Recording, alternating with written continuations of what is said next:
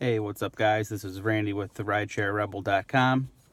In today's video, I wanted to talk about a phishing scam that's been going on with Uber. This happened to me back in, let's say August.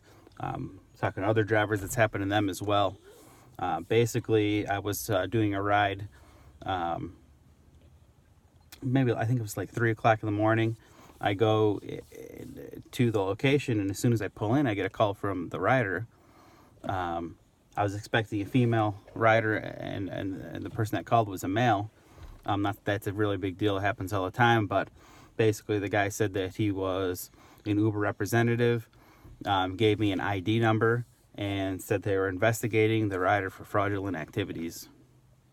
So red flags went up right away. First of all, no one from Uber's ever called me on my phone.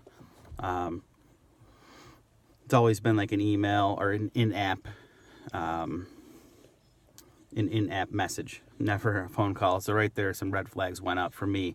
But basically, they said to cancel the ride, don't charge the rider, and Uber would reimburse me for the fare. So I'm thinking, all right, okay, I'll do that.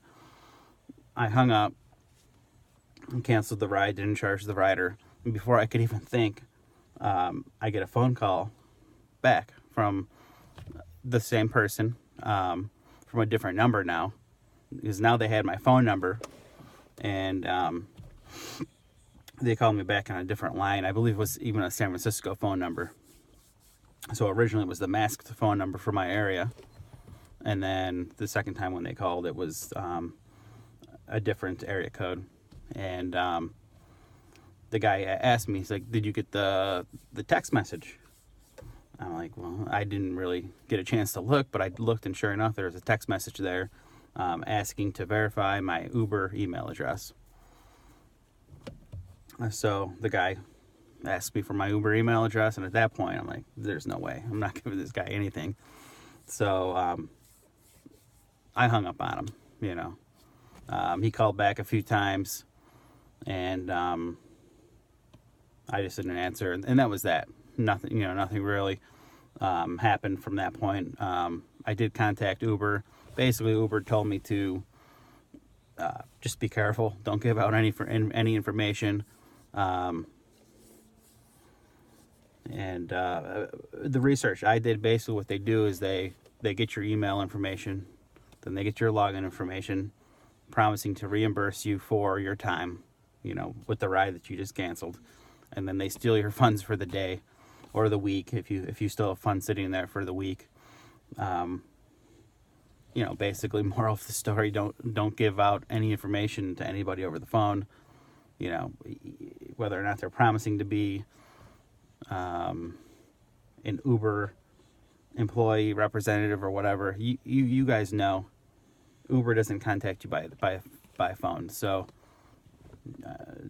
don't trust anybody that's trying to pull a fast one on you.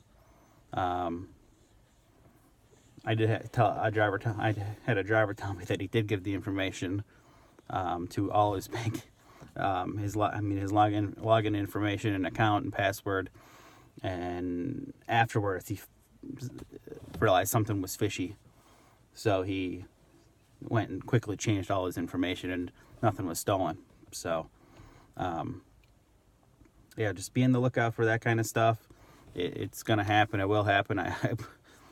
I wish it would have happened. If it does happen again, I'll know to, cancel the ride, at least get my cancellation fee out of the deal, and not cancel it and get nothing. So I basically wasted my time, wasted my gas, and all to deal with a scammer who, if he would have put that much effort into making, an honest living, he'd probably, be making a ton of money putting that much effort into it. So, hey, if you guys have any similar stories, put it down below in the comment section. Let other drivers know, what your experiences are with maybe scams that are going on, things like that. If you like the channel, if you like the content, give it a thumbs up. Subscribe to the channel for more things like this. All right, guys, we'll see you out there.